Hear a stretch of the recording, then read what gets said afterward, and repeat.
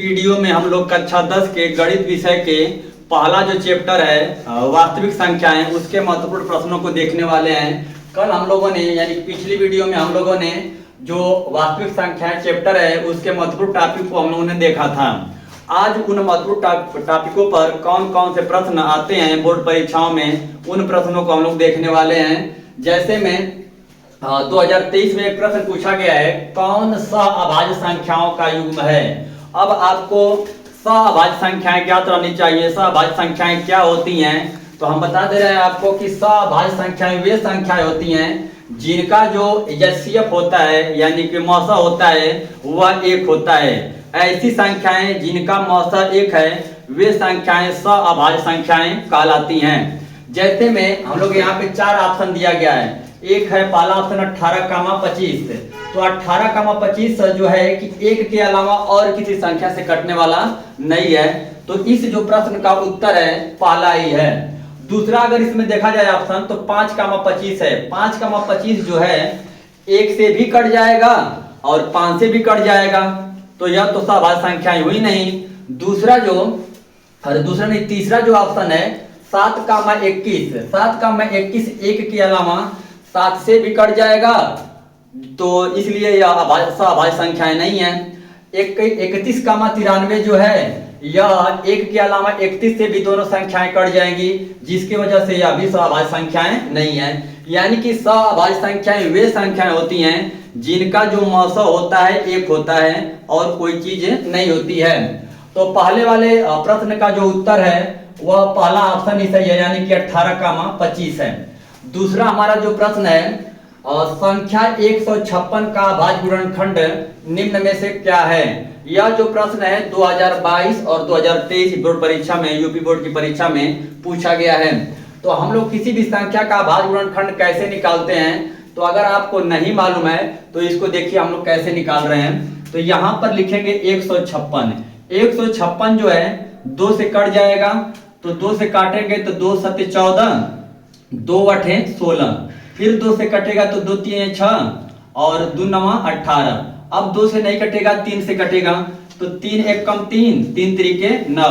उसके बाद यह 13 से कटेगा तो 13 1 कम 13। यानी कि 156 का जो अभाज्य गुणनखंड होगा 2 गुना में 2 गुना में 3 गुना में 13, या इसको एक तरह से और हम लोग लिख सकते हैं घातों के रूप में। घातों के रूप में कैसे लिखते हैं कि यहाँ पर जो है 2 गुणा में 2, यानी कि 2 बार आया है तो 2 घाते 2 लिख सकते हैं, फिर लिख सकते हैं 3 और फिर लिख सकते हैं 13। तो 156 का जो अभाज्य गुणनखंड होगा 2 की घाते 2 गुणे 3 गुणे 13 होगा। अब देखेंगे इसमें यह मिल रहा है कि नहीं, तो पहला वाला तो नहीं मिल रहा है, दूसरा वाला मिल रहा है। तो इस प्रश्न का जो उत्तर होगा वह दूसरा ऑप्शन क्या होगा, सही होगा। अब इसमें का हम लोग तीसरा प्रश्न देखेंगे। संख्या 144 के अभाज्य गुणनखंड में अभाज्य गुणनखंड की घातों का योग क्या होगा। 4 ऑप्शन दिए गए हैं। ऑप्शन पहला है 3, ऑप्शन दूसरा है 4, ऑप्शन तीसरा है 5 और ऑप्शन चौथा है 6। अब यहाँ पर इस सवाल और इस सवाल में थोड़ा सा चेंजेस है। चेंजेस क्या है कि यहाँ पर अभाज्य गुणनखंड पूछा है और यहाँ पर आपसे पूछा है अभाज्य गुणनखंड की घातों का योग पूछा है। तो अब हम क्या करेंगे कि 144 का अभाज्य गुणनखंड करेंगे और उसके बाद देखेंगे कौन सा ऑप्शन सही है। तो चलिए 144 का अभाज्य गुणनखंड करते हैं हम लोग। यहाँ पर लिखेंगे 144। 144 जो है 2 से कट जाएगा, तो 2 7 14 और 2 दूना के 4। 2 से फिर काटेंगे तो 2 3 6, 2 6 12, फिर 2 से कटेगा 18 बार में, फिर 2 से कटेगा 9 बार में, 9 3 से कटेगा 3 बार में, फिर 3 से कटेगा 1 बार में। अब हम लोग लिखेंगे 144 के अभाज्य गुणनखंड 2 है।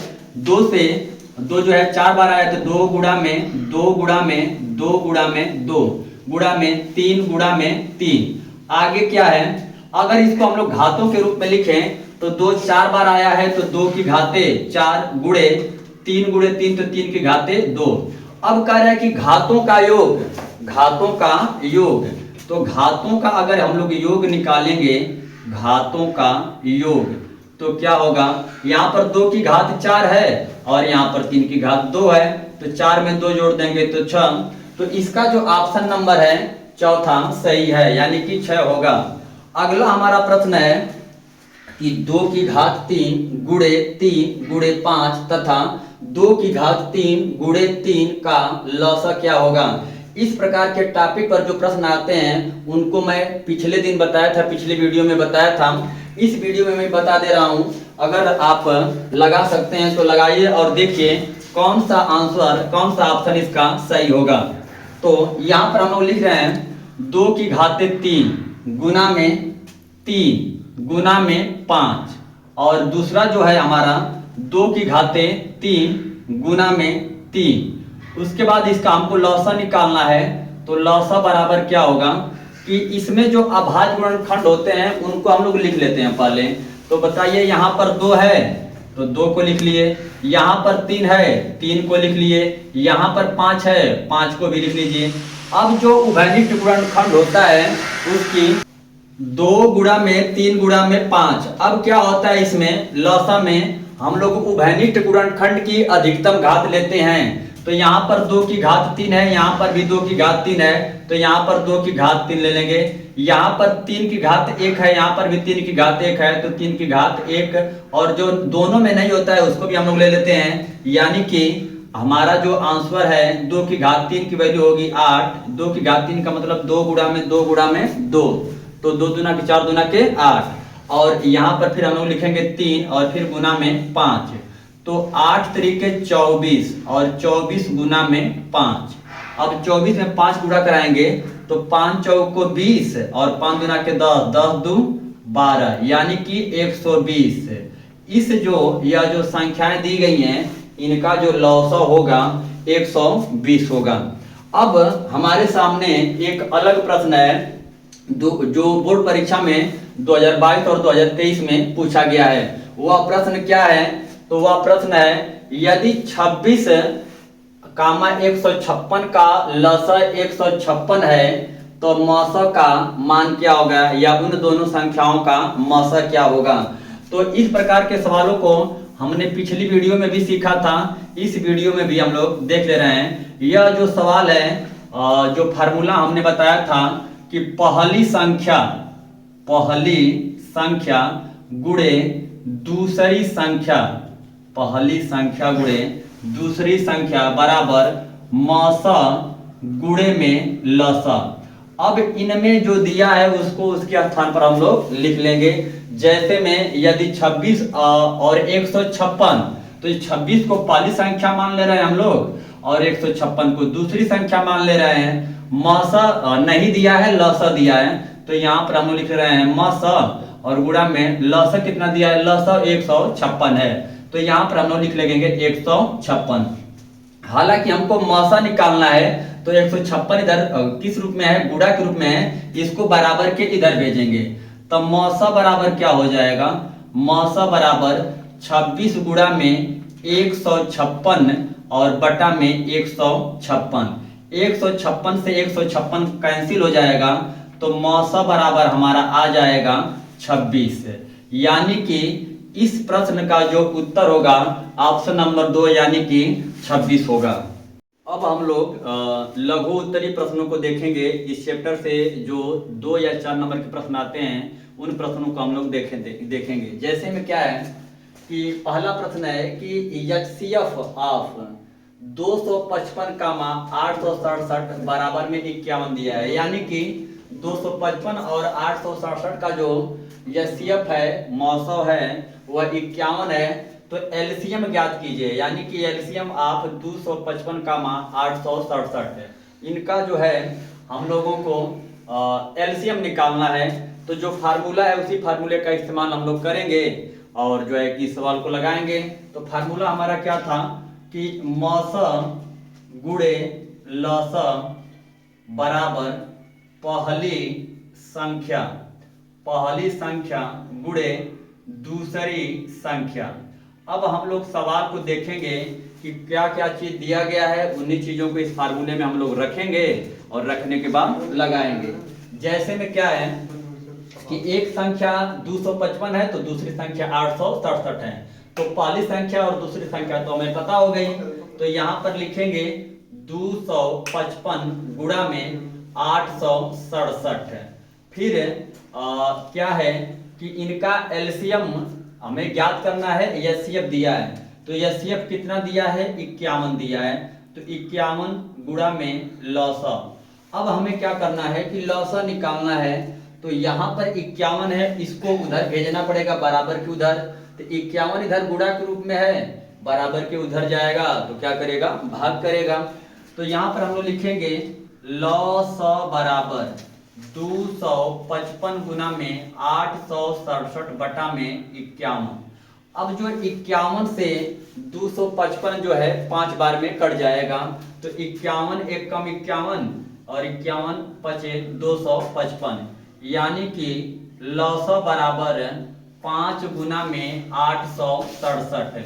गुणा हम लोग कराएंगे तो 5 सते 35, 5 छक्का 30 और 30 और 3 33 और 5 बटे 40 और 40 3 43, यानी कि जो है 255 का 867 का जो लौसा होगा वह होगा 4335। अब हम लोग दूसरा प्रश्न देखेंगे। दूसरा प्रश्न है, सिद्ध कीजिए कि 2 प्लस करड़ी में 3 एक अपरिमेय संख्या है। इस सवाल को तो मैं बताऊंगा ही, लेकिन ऐसे भी अलग अलग प्रश्न आते हैं। यहाँ पर देगा 5 प्लस करड़ी में 3, या 2 प्लस करड़ी में 7, या करड़ी में 3 माइनस 2, या करड़ी में 3 प्लस 2। उन सभी सवालों को जो मैं तरीका बता रहा हूँ उसी तरीके से लगाना है। तो चलिए देखते हैं हम लोग यह सवाल कैसे लगेगा। सिद्ध करने वाला सवाल है और यह सवाल परीक्षाओं में बार बार पूछे जाते हैं। प्रत्येक वर्ष जो है कि यह प्रश्न सिद्ध करने वाला आता है। तो क्या करेंगे हम लोग, प्रश्न 2 को जब हल करेंगे तो इसमें क्या कहा गया है कि सिद्ध करना है कि 2 प्लस करड़ी में 3 एक अपरिमेय संख्या है। हम लोग क्या करेंगे कि मानेंगे कि 2 प्लस करड़ी में 3 एक परिमेय संख्या है। कैसी संख्या है? परिमेय संख्या है। अब जब परिमेय संख्या हम लोग 2 प्लस करड़ी में 3 को मान लिए हैं तो इसको जो है हम लोग परिमेय संख्या के बराबर दिखाएंगे। तो लिखेंगे कि 2 प्लस करड़ी में 3 बराबर a बटा b, इसको हम लोग मान ले रहे हैं और यहाँ पे लिख दे रहे हैं कि HCF of a comma b is equal to 1, ठीक, और and b is not equal to 0, यानी कि a और b का जो HCF है वह 1 है और b 0 के बराबर नहीं है। आगे हम लोग क्या करेंगे कि 2 को उधर भेजेंगे। तो करड़ी में 3 बराबर a बटा में b माइनस में 2। अब यहाँ पर क्या हो रहा है कि a बटा b माइनस 2 जो है एक परिमेय संख्या है और बराबर की इधर करड़ी में 3 क्या है? अपरिमेय संख्या है। इधर की जो संख्या है वह क्या है? परिमेय है और बराबर की इधर की जो संख्या है वह अपरिमेय है। और हम जानते हैं कि परिमेय संख्या कभी भी अपरिमेय संख्या के बराबर नहीं हो सकती। तो इसी कथन को हम लोग यहाँ पर लिखेंगे क्या कि a बटा b माइनस 2 एक परिमेय संख्या है, परिमेय संख्या है, लेकिन करड़ी में 3 एक अपरिमेय संख्या है, अपरिमेय संख्या है। परिमेय संख्या कभी भी अपरिमेय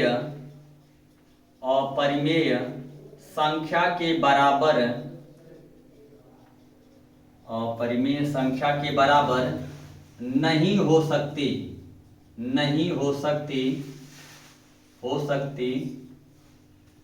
इससे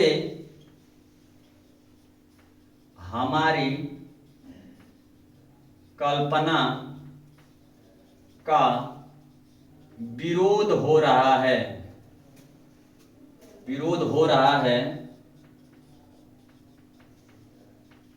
अतः 2 प्लस करड़ी में 3 एक अपरिमेय संख्या है। एकदम ऐसे ही इन सवालों को हम लोग क्या करेंगे लगाएंगे, अगर यह सवाल बोर्ड परीक्षाओं में आ जा रहे हैं, कम समय में ही इनको हम लोग क्या कर सकते हैं, आसानी से लगा सकते हैं। यह कम से कम 2 या 4 नंबर का बोर्ड परीक्षाओं में हर साल पूछा जाता है। अगला जो प्रश्न है, कह रहा है कि दर्शाइए कि 3 करड़ी में 2 एक अपरिमेय संख्या है। इस सवाल को भी हम लोग इसी तरीके से लगाएंगे। यहाँ पर हम लोग लिख रहे हैं हल और मान लेंगे कि 3 करड़ी में 2 एक परिमेय संख्या है। माना 3 करड़ी में 2 एक परिमेय संख्या है, एक परिमेय संख्या है। आगे क्या करेंगे कि 3 करड़ी में 2 बराबर क्या मान लेंगे, a बटा b। वही चीज यहाँ पर भी जो है लिखे हैं कि a और b का जो एचसीएफ होगा 1 होगा और b कभी भी 0 के बराबर नहीं हो सकता। अब हम लोग क्या करेंगे, 3 को उधर भेजेंगे, तो करड़ी में 2 बराबर a बटा में 3 इधर गुणा के रूप में आ के इधर भाग करेगा तो 2 बटा b। अब क्या है कि a बटा 2b जो है परिमेय संख्या है और करड़ी में 2 एक अपरिमेय संख्या है, तो लिखेंगे a बटा में 2b एक परिमेय संख्या है। देखिए यहाँ पर जो है कि 3 को हम लोग इधर भेजेंगे तो 3 इधर भाग के रूप में आएगा, तो a बटा में 3b होगा। अब क्या होगा कि a बटा में 3b एक परिमेय संख्या है, परिमेय संख्या है, लेकिन करड़ी में 2 एक अपरिमेय संख्या है, एक अपरिमेय संख्या है। हम जानते हैं कि परिमेय संख्या कभी भी अपरिमेय संख्या के बराबर नहीं हो सकती, तो लिखेंगे परिमेय संख्या कभी भी अपरिमेय संख्या के बराबर नहीं हो सकती है। ऐसा इसलिए हो रहा